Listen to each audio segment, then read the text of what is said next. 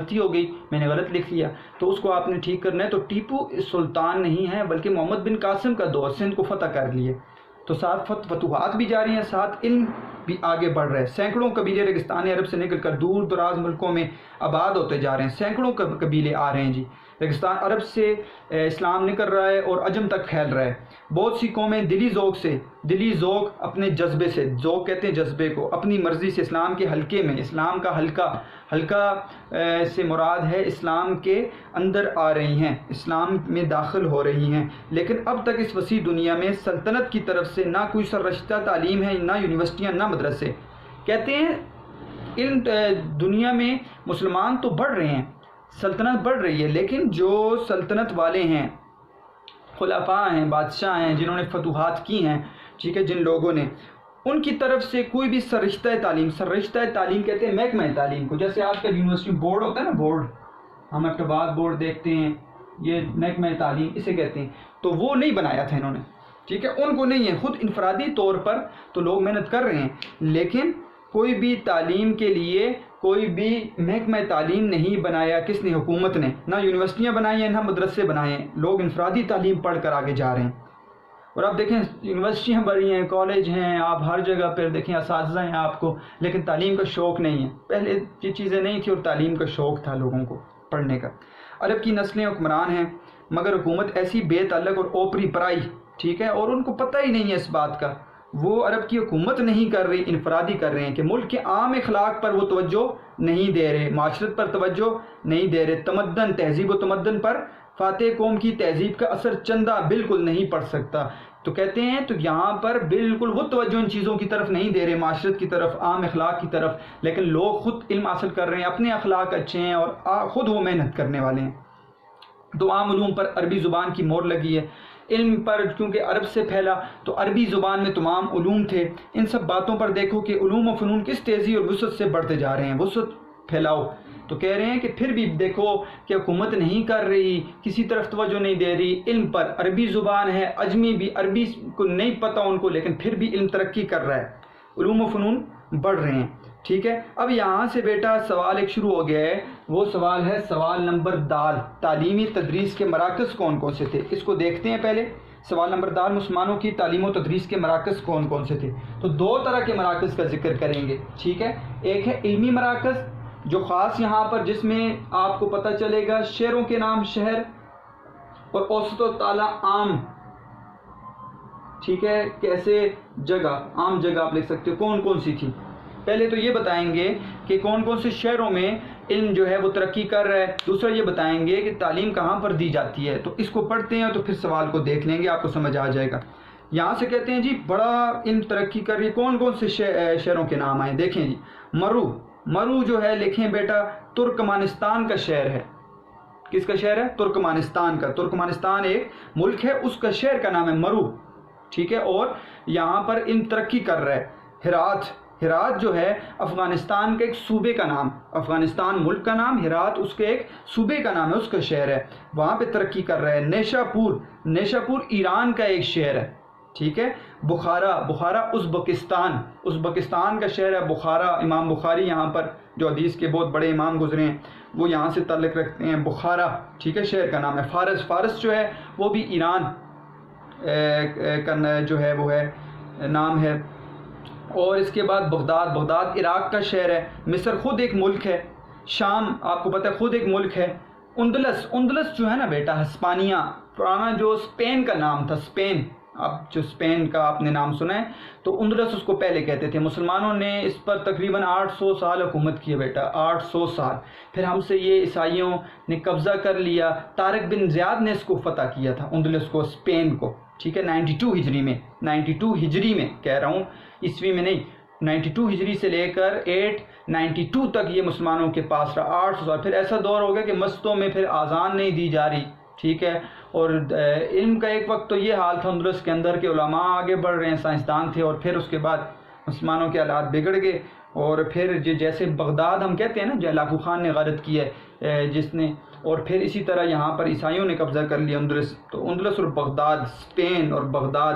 جو ہے نا، عراق کا ہم کہتے ہیں نام خاص لیتے ہیں مسلمانوں کی علمی تاریخ کے اندر کا ایک ایک شہر بلکہ ایک ایک گاؤں علمی صداؤں سے، صداؤں آواز کو کہتے ہیں، گونج اٹھا ہے کہ ہر جگہ اس میں خاص بتائے ہیں کون کون سے شہر ہیں، کون کون سے ملک ہیں جہاں پر علمی صدایں ہیں، یہاں پر بڑے بڑے سائنسدان جو ہیں وہ مسلمانوں کے پیدا ہوئے ہیں۔ عام تعلیم کے لیے ہزاروں مکتب، یہ عام تعلیم شروع ہو گئی، یہ تو خاص تھے نا، ٹھیک ہے، خاص تھے، خاص کون کون سی علمی مراکز شہروں کا نام، مرو، ہرات، نیشا پور، بخارا، فارس، بغداد، یہ سارے کے سارے جو ہیں یہ کون سے علمی مراکز۔ اوسط اور اعلیٰ تعلیم، عام تعلیم کے لیے کیسا تھا؟ عام تعلیم کے لیے ہزاروں مکتب قائم ہیں جن میں سلطنت کا کچھ ہے، سلطنت میں نے آپ کو پہلے بتا دیا کچھ نہیں کر رہی ابھی، جو آج کل کے تحصیلی مدارس سے زیادہ مفید اور فیاض کہتے ہیں، فراخ دلی کو کہتے ہیں، آج کل کے تحصیلی مدارس جو حکومت نے بنائے ہیں، ٹھیک ہے، جو ہم کوئی لوگ بنا لیتے ہیں، ان سے زیادہ فائدہ مند اور فراخ دلی وہ لوگ دکھا رہے تھے۔ یعنی اب تو حکومت بنا رہی ہے لیکن لوگ فراخ دلی نہیں دکھا رہے، علم حاصل نہیں کر رہے۔ اس دور میں لوگوں نے انفرادی طور پر بنائے تھے تو لوگ حاصل کر رہے تھے۔ کہتے ہیں اوسط اور اعلیٰ تعلیم یعنی مڈل اور ہائر ایجوکیشن، مڈل، اوسط، اعلیٰ تعلیم، ہائر ایجوکیشن کے لیے مسجدوں کے سین ہیں، لوگ بیٹھے ہوئے مسجدوں کے سین میں پڑھ رہے ہیں، کوئی یونیورسٹیاں نہیں ہیں، کوئی مکتب اور مدرسے نہیں ہیں، خانقاہوں کے حجرے، خانقاہ میں نے آپ کو بتایا تھا صوفیزم میں پیر مرید کا سلسلہ جہاں پر ہوتا ہے، لوگ وہاں پر درس دیتے ہیں، لوگ بیعت کرتے ہیں وہاں پر، خانقاہوں کے حجرے میں بیٹھ کر، حجرے کمرے کو کہتے ہیں، وہاں پر جو پیر صاحب ہیں باقاعدہ بیٹھے ہوتے ہیں اور دین کی بات کرتے ہیں، خانقاہوں کے حجرے میں بیٹھ کر تعلیم حاصل کی جا رہی ہے۔ علماء کے ذاتی مکانات ہیں جہاں پر تعلیم دے رہے ہیں وہ، لیکن ان سادہ اور بے تکلف عمارتوں میں جس وسعت، تیزی کے ساتھ اور فراخ دلی کے ساتھ علم کی تربیت ہو رہی ہے، تو کہتے ہیں کہ 5ویں صدی کے آغاز میں بڑے بڑے عالیشان قصر و آوان، بڑے بڑے محلات، قصر محلات کو کہتے ہیں، ٹھیک ہے، جو بادشاہوں کے ہوتے ہیں، اس کے کہتے ہیں اس تعلیم کی غرض سے شروع ہوئے تھے۔ 5ویں صدی کے آغاز میں اس طرح تعلیم نہیں دی جا رہی تھی جو اس سادے دور میں دی جا رہی ہے، ٹھیک ہے، اس سے پہلے یعنی 3 ہجری میں، تو 5ویں صدی میں تو کہتے ہیں باقاعدہ تعلیم جو ہے انہوں نے بنا دیے، مکتب مدرسے بنا دیے اور وہ ان کو شوق پیدا ہو گیا بادشاہوں کو بھی سیکھنے کا، لیکن عام تعلیم جس طرح دی جا رہی ہے خانقاہوں میں، حجروں میں بیٹھے ہوئے اور مسجدوں کے اندر، علماء کے ذاتی مکانات کے اندر، تو اس طرح کی تعلیم 5ویں صدی میں نہیں تھی جس طرح کی یہ سادی تعلیم تھی، لیکن لوگ پڑھ رہے ہیں، بڑے بڑے عالیشان قصر ایوان میں موجود 5ویں صدی کے آغاز میں اس غرض سے تعمیر ہوئے، اس سے کچھ زیادہ نہ ہو سکی، اس طرح کی تعلیم نہیں تھی۔ تو آپ نے سوال نمبر دال کو دیکھنا ہے بیٹا، تعلیم و تدریس کے مراکز، خاص ہیڈنگ مین، علمی مراکز، شہروں کے نام لکھنے ہیں آپ نے، آسان ہے، اور اوسط اور اعلیٰ تعلیم میں آپ نے لکھنا ہے، اوسط اور اعلیٰ تعلیم میں مسجدوں کے سین، خانقاہوں کے حجرے، علماء کے ذاتی مکانات موجود ہیں۔ جب آپ نوٹس کو دیکھیں گے تو ان نوٹس کے اندر بھی باقاعدہ، ٹھیک ہے، یہاں پر ہیڈنگ نہیں ہے، آپ نے ہیڈنگ بنانا ہے اوپر اوسط اور اعلیٰ تعلیم کی، ٹھیک ہے، اور مراکز تو اسی طرح لکھا ہوا ہے، مراکز، علمی مراکز، تو 2 ہیڈنگز کے ساتھ آپ نے سوال کرنا ہے، آپ کے نوٹس میں بھی اسی طرح لکھا ہوا ہے، آپ وہاں سے فائدہ حاصل کر سکتے ہیں، ٹھیک ہے۔ اس کے بعد بیٹا پڑھتے ہیں، ٹھیک ہے، ابھی دوسرا دور ہی شروع ہے، میں نے آپ کو بتایا یہ 5ویں صفحے تک جائے گا یہ دور۔ اگرچہ کہتے ہیں اس وقت اس زمانے کا کوئی رجسٹر موجود نہیں تھا جس میں تعداد لکھی جائے، جس سے ہم حساب لگا سکیں کہ فیصدی آدمی، کتنے فیصد لوگ تعلیم یافتہ تھے، تو پتہ نہیں چل رہا تھا، رجسٹر نہیں تھا، جیسے آج کل کے دور میں پتہ چل جاتا ہے کتنے لوگ جو ہیں وہ علم والے ہیں، وہ پڑھنے والے ہیں، خواندہ اور لوگ کتنے ہیں۔ لیکن تذکرے کہتے ہیں بیٹا کسی بھی شخص کی سوانح نگاری کو بیان کرنا، حالات زندگی کو بیان کرنا، تذکروں کے اندر کسی بھی شخص کی حالات زندگی کو بیان کیا جاتا ہے۔ تراجم، ترجمے، ٹھیک ہے، تراجم کسی ایک علم کو، کسی ایک ادب کو دوسرے ادب میں کنورٹ کرنا، مثال کے طور پر عربی کی کتاب ہے تو ہم نے اس کا ترجمہ اردو میں کر دیا، تراجم اس سے مراد ہے۔ اسماء و رجال بتا دیے، طبقات بتا دیے، ہزاروں کتابیں موجود ہیں جن سے ہم صحیح اندازے کے قریب پہنچ سکتے ہیں، تو ان کتابوں سے دیکھ کر ہمیں یہ پتہ چل سکتا ہے، تراجم سے، تذکرے سے، اسماء و رجال سے، طبقات سے، تو ہمیں یہ پتہ چل سکتا ہے اس دور میں کتنے لوگ ہیں، تو اندازہ لگا سکتے ہیں۔ کیوں اندازہ اس لیے لگا سکتے ہیں کہ مسلمانوں کی ایک دور ایسا گزرا کہ مسلمانوں کی تباہی، ٹھیک ہے، وہ کون سا دور تھا میں نے آپ کو بتایا، ایک تو تھا جی 7ویں صدی کا دور، منگولی حکمران تاتاری، ٹھیک ہے، تاتاری کون تھا؟ ہلاکو خان، جس نے خلافت عباسیہ کو ختم کیا 656 ہجری میں، 656 ہجری میں ختم کر دیا، اور دوسرا اسپین کی تباہی، یہ اندلس جو میں نے ابھی آپ کو بتایا، طارق بن زیاد 892 ہجری میں، 892 ہجری میں اس کو ختم کیا ہے، تو خود سوچیں آپ 800 سالہ، تو یہ تباہی ایسی ہوئی کہ اس میں مسلمانوں کی کتابیں، علم، سارا کچھ ضائع کر دیا، سارا کچھ ضائع کر دیا، ٹھیک ہے، تو اس کی وجہ سے ہم ابھی نہیں پتہ چل رہا، لیکن اندازہ لگا رہے ہیں کہ کتنے لوگ تھے، ابھی اندازہ لگائیں گے۔ متواتر انقلابات، متواتر پے در پہ، ٹھیک ہے۔ انقلابات سے مطلب یہ کہ ایک بادشاہ کا آنا، دوسرے کا پھر آ جانا، تیسرے کا، یہ اس کو کہتے ہیں انقلاب۔ تخت گاہوں کی بربادی ہو گئی، ٹھیک ہے۔ تخت گاہ آپ کو پتہ ہے بادشاہت کا نظام، اس کی بربادی سے اسپین کی تباہی میں نے آپ کو بتا دی ہے، اندلس کی تباہی، طارق بن زیاد نے اس کو فتح کیا تھا، اور بنو امیہ کے دور میں، خلافت بنو امیہ کے دور میں فتح کیا تھا، اور یہ چلا 800 سالہ دور مسلمانوں کا، ختم ہو گیا۔ تتار کی عام غارت گری کہتے ہیں لوٹ مار، ٹھیک ہے، لوٹ مار کو قتل، ٹھیک ہے، قتل کر دینا، اس کو کہتے ہیں کیا جی؟ غارت گری۔ کہ تاتاری کہتے ہیں منگول حکمران، ہلاکو خان، چنگیز خان، جنہوں نے بغداد کو غارت کیا۔ اس کے بعد ہمارے پاس جو کچھ رہ گیا وہ 1000 میں سے ایک بھی نہیں ہے، 1000 میں سے ایک بھی نہیں ہے، خود سوچیں آپ، ٹھیک ہے۔ سارا کچھ انہوں نے غارت کر دیا، ختم کر دیا مسلمانوں کا، اور اس وجہ سے ہزاروں لاکھوں ناموروں مشہور نام کی صورتیں زمانے کی تاریخی نگاہ سے چھپ گئی ہیں۔ پتہ نہیں، تو ہم نام لیتے ہیں نا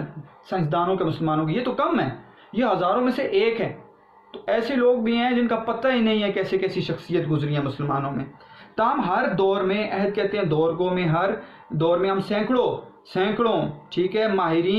ماہر لوگ، مجتہدین، اجتہاد کرنے والے علماء، مجتہدین فن کا نشان دے سکتے ہیں۔ ہم کہہ سکتے ہیں کہ اس دور میں اتنے علماء تھے، صرف ہم عصر،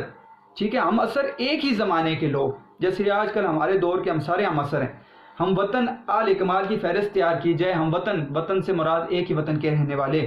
تو اہل کمال والے علماء بڑے فہرست تیار کی جائے تو بہت سی جلدیں تیار ہو سکتی ہیں۔ ایک اندازہ لگایا کتنے لوگ تھے۔ ڈاکٹر اسپرنگر ڈاکٹر جو ہیں اسپرنجر، وہ ایک تاریخ دان ہیں، مورخ ہیں، تاریخ لکھنے والے، انہوں نے اندازہ لگایا ہے۔ ڈاکٹر اسپرنگر جو ہیں صاحب تخمینہ کہتے ہیں اندازے کو، اندازہ لگاتے ہیں، ٹھیک ہے،